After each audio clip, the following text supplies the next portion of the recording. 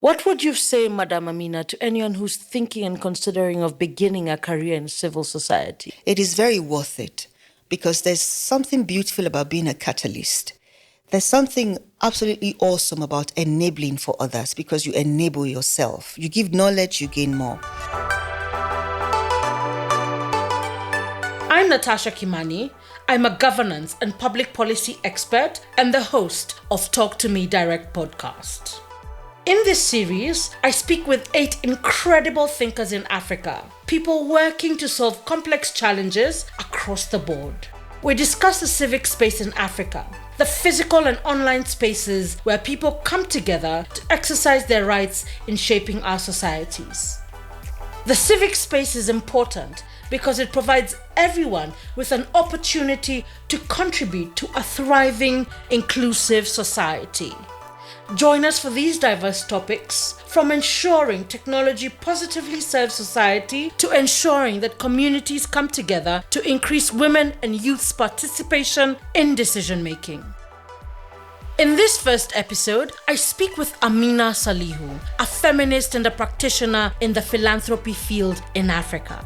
She sets the stage for us, describing what our civic space is, why it is important, and what can be done to keep it vibrant. Join us. Madam Amina, welcome. Thank you, my sister Natasha. I've really been waiting for this conversation because you've done some incredible work on the continent around civil society organizations. And just so we could just take a step back, you've done amazing things, but what made you say, this is what I want to do for a very long time? You're very kind, my sister. When you say amazing things, I look around and I say, is she talking about Amina or someone else? I absolutely am. Well, let me say that I have had the privilege to really work with amazing people. People across gender, geography, generation, and faith who truly believe in the continent of Africa, and who didn't have a need to say that they cared. They showed us that they cared. And quite early in my life, my very first teachers, just like, for most of us, have been my parents. My father getting up at 5 a.m. every morning to go work at the tobacco company where I eventually got a scholarship, to go to secondary school because I'm sure I was such a good worker. And, my mother who had her small business, and cared for us and did all she could. And sometimes you hear them complain about the cost of living, the state of everything. And they endured and they persisted. And with the very little they had, they got us into school. You had just had enough to get by. Precisely, and they struggled. And you could tell the meaning of struggle. And then you find that people who just aren't as lucky as you have been left out of the opportunity to get out of that circle of poverty. It does something to you. In my university days, I was part of the student movement, as you would expect, because of all of this activism and excitement about what is right and what is wrong. And once we organized a protest at Madubele University. This was 1990, and it was against sexual harassment as early as then. Oh, wow, that's incredible. Absolutely. I remember my friend and I, Hassan Agarba, God rest her soul, she's late now. We had spearheaded that protest, and then we had to run from the authorities and the police. And the student movement sent someone to come look after me to find out how I was doing and whether I was safe or not. And that person became my husband later. Oh, wow. He was the president of the students, movement for Nigeria. So I have met and worked with amazing people who have shaped my life, really. Madam Amina, there's someone listening to this podcast and they're like, these people are speaking a lot of jargon. Let's begin with the basics. True. What does civic space mean in the context of a democracy, and particularly in Africa? Right. So let's even begin with the democracy, Natasha, yes. Because everybody talks about democracy. It's important. Yeah. It's a better way of government, of providing for the people. It's really about ensuring that no one is left behind, that the needs and the voices and the things that matter to everyone, whether you are the majority, whether you are the minority, you're provided for, you're protected. The African campaign trail is so rough that the focus is only just getting into office and not on, oh my God, I've actually made it, what can I do next? Yeah, you're right, Natasha. The African campaign trail is rough, but I think all campaign trails are rough. Good point. It takes the energy out of you. Yes. Because you're focused on getting there. So, to your earlier question, therefore, the role of civil society is holding government to account. It's a marketplace. That civic space is really a market space. Why is it a market space? It's a place for everyone who is not government. The academia is part of the civil society. The labor movement is part of civil society. Oftentimes we hear that there's less vigor and engagement now from African academics than there was in the early 80s and maybe late 80s and early 90s. Has that changed, or is this just a negative perception?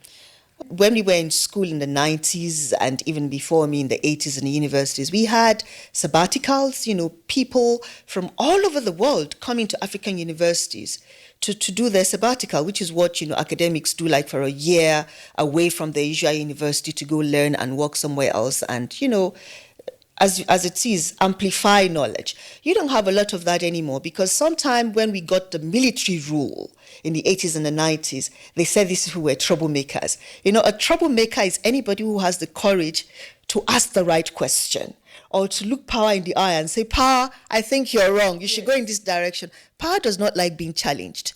And so a lot of them were kind of eased out or sort of like muscled. And so they had to kind of like go under and go slower. Second is the rate of research, in the sense that you had textbooks, you had those kinds of learning exchanges that were topical, that were, like on point, like we would say in Nigeria. Yes. But when now you're thinking about literature that was done in the 90s and you're in 2024, it's very dated literature. The contexts are different. The contexts are different. Yeah. Learning is always evolving. Yes. It's never static. Yes. And that is why research is important. Research means to look again. What is new in this space? What are we missing? What else should we do? So if you don't have academia catching up with that, it becomes a problem. Third is the standard of living of the academic. And the fact that we're paying our legislators more than we're paying our teachers. And our teachers are who make us. And whatever we become in life, there are two people you can never grow up to. You can become the president of the universe, not even of this earth. But you can never grow up to your mother, and you can never grow up to your teacher, because they were there at your becoming. And so once a country does not prioritize the well-being of its teachers, you're also diminishing the value that you have put on education. Globally and specifically on the continent around the shrinking civic space. Is this perception or is this actually reality? So we have this huge potential of young people who are also very present in the civic space because they're feeling the brunt of government policies. They are very active people on social media.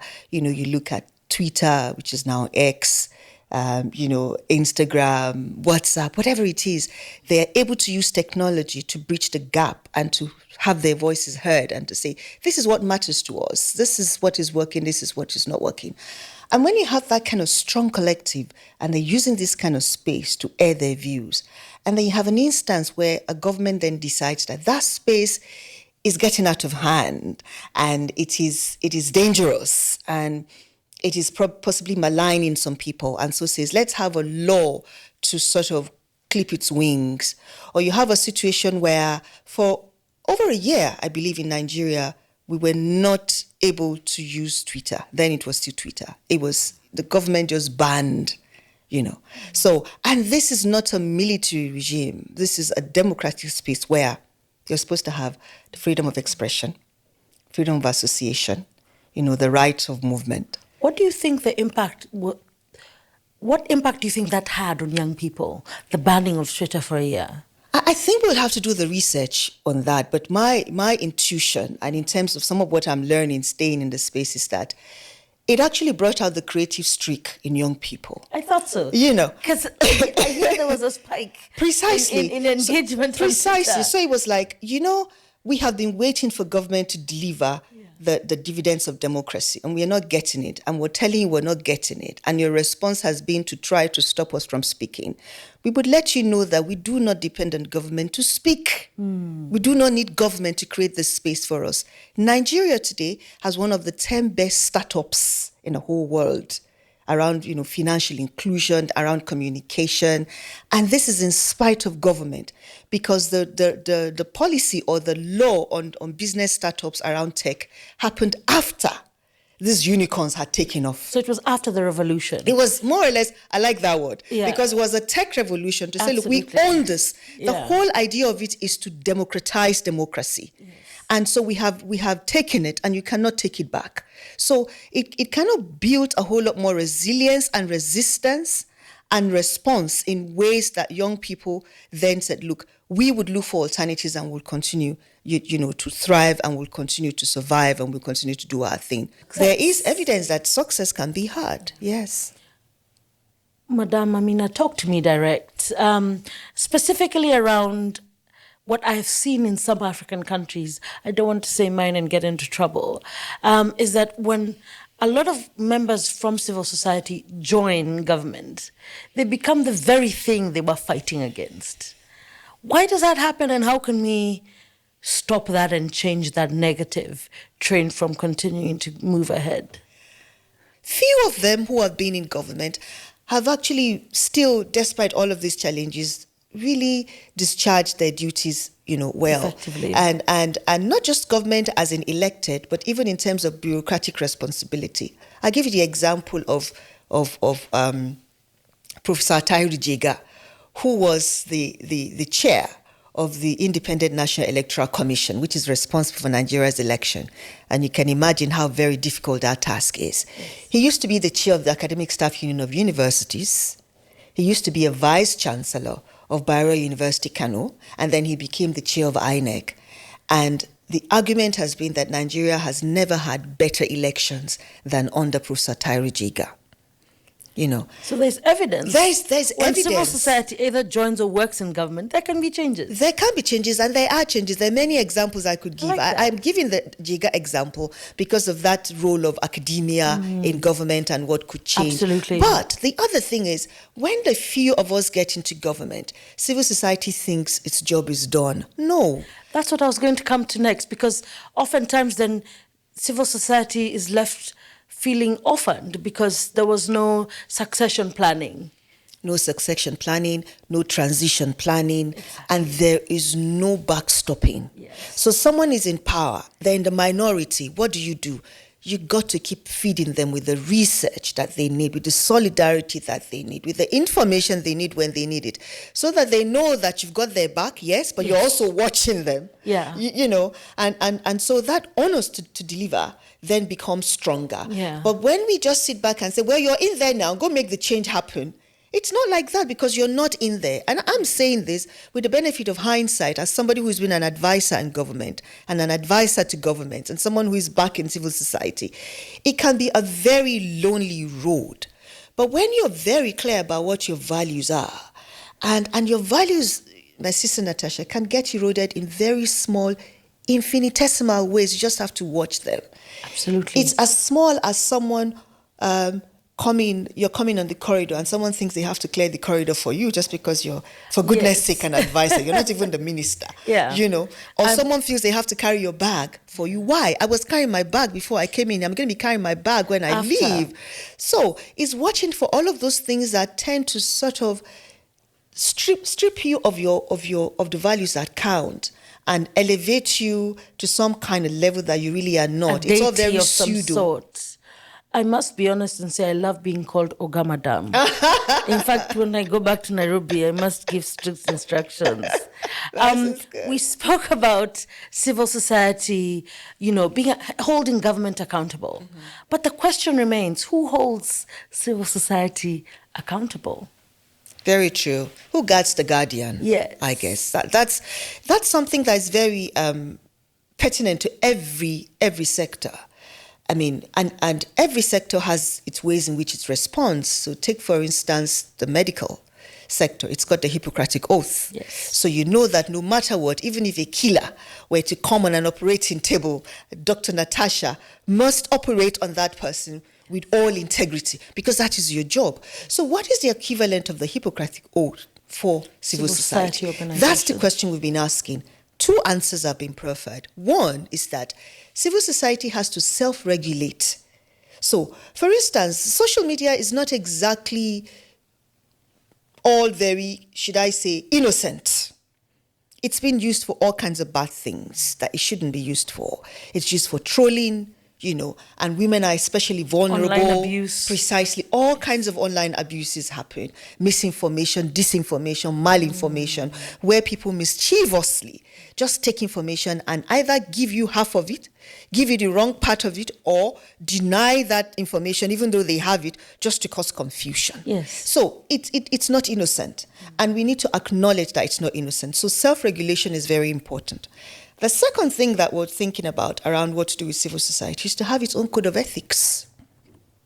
When there's a code of ethics, you can hold someone to account. You have a standard. In other words, just like a standard for we're in this room now, what kind of electricity should we have? Yes. So what ways of operating. Precisely. Yes. So civil society needs to ensure that it has the code of ethics that is a living code of ethics, not something that is written and signed up to and hung somewhere and everybody has it in their office. Madam Amina, you've spoken about technology lightly, but I'd like us to unpack it. There have been several technological advancements globally and on the continent. How has technology, in particular social media, enhanced democracy and civic engagement? But also, what are the dangers of technology on civic participation and engagement on the continent? What I always say about technology, really, especially artificial intelligence, is that we should err on the side of caution and stay in the middle. And I have my two reasons.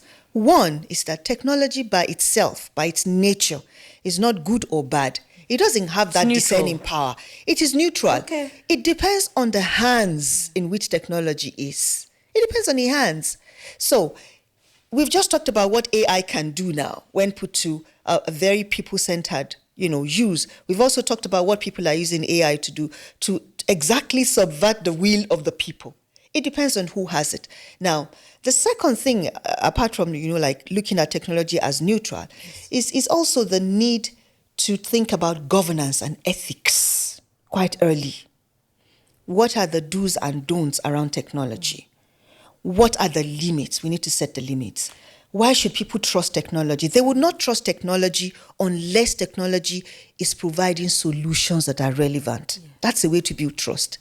If, for instance, I'm in a wheelchair and I need to be able to get up the stairs and that building doesn't have an elevator and technology provides that solution to me, or for me, it's more close to me, it's at home to me, it meets my need. I would trust and respect technology than if I were hearing that technology somewhere can actually help you detect when it is going to rain. How is that my problem? I've been in Africa for a long time. I know my weather, I know my calendar. I can tell you what months it's going to rain in Nigeria.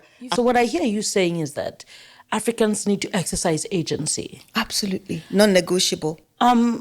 I'd just like to follow that up with another question.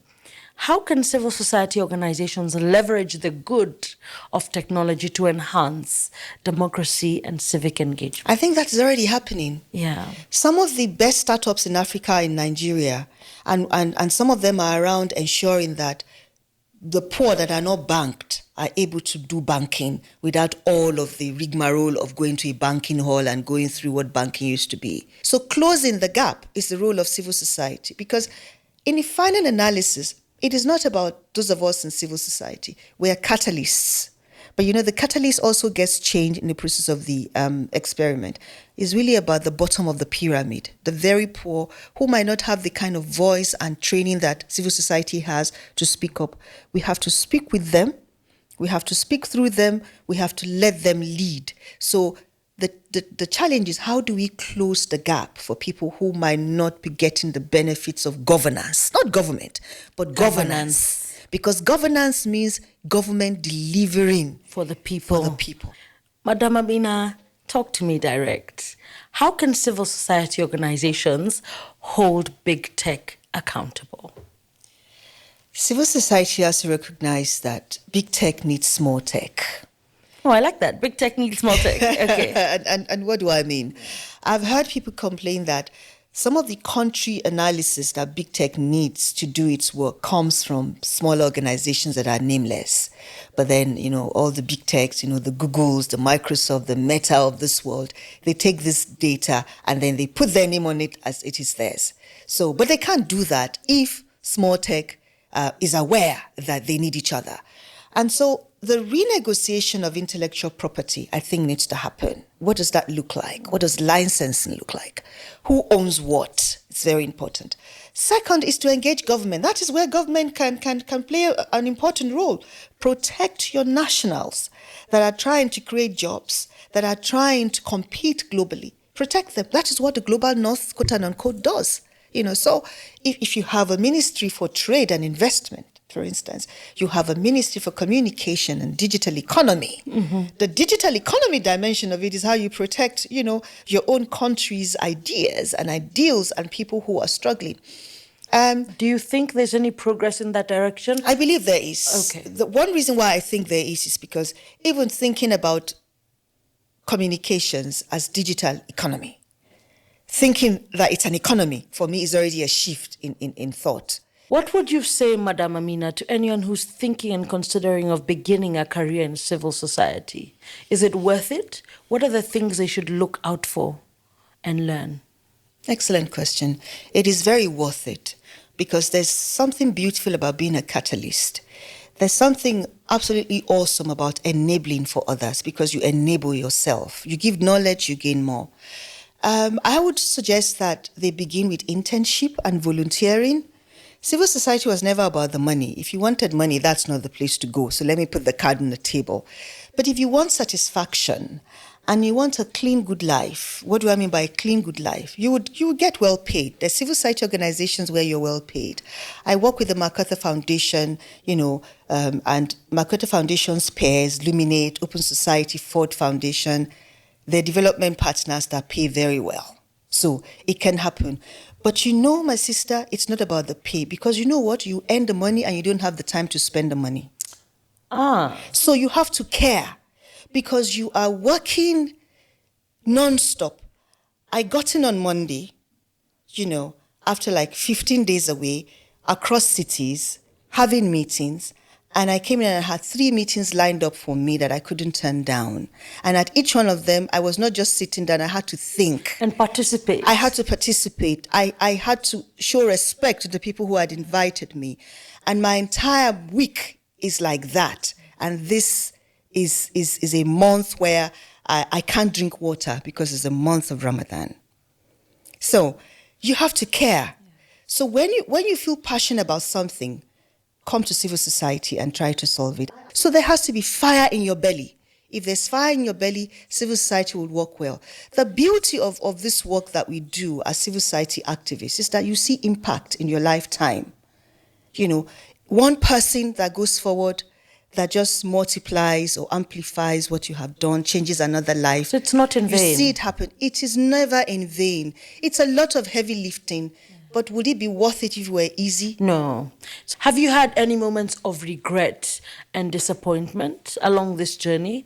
And what has anchored you during these moments? I think my anchor, let me begin with that, are the people who have believed in me. Yeah. But for me, it's my work. Everybody knows that my work matters to me. And it's the grace to be able to wake up every morning and know that my work counts. To engage with people and to ask myself, how much goodness have I done today? It's a very silly question maybe, but I always ask myself because I need to stay anchored as a good person, first of all, as a good Muslim next. And staying anchored means it is not about you. It's about remembering the grace of the Almighty and all of the opportunities that have come your way. You could have been interviewing somebody else today. I'm not the expert you think I am. I can just sit here and count to you 10 experts that would do excellently better sitting in this same chair, my sister Natasha. But I'm here. And moments like this mean a lot to me because it's someone somewhere who said, I think Amina can do this. So how do I pay that forward is what I always ask myself. How do I pay it forward every day, every time? Finally, If you could leave our audience with two things about the importance of vibrant civic spaces and civil society in Africa, what would those two things be? I would say that we've been given a voice for a reason. And when I say voice, it's not just as you and I are talking here, but also the right to say when things are not working well. Because there's grace in finding the honor to speak up when you need to speak up. Remember the saying about the silence of our friends when we need our friends to stand with us.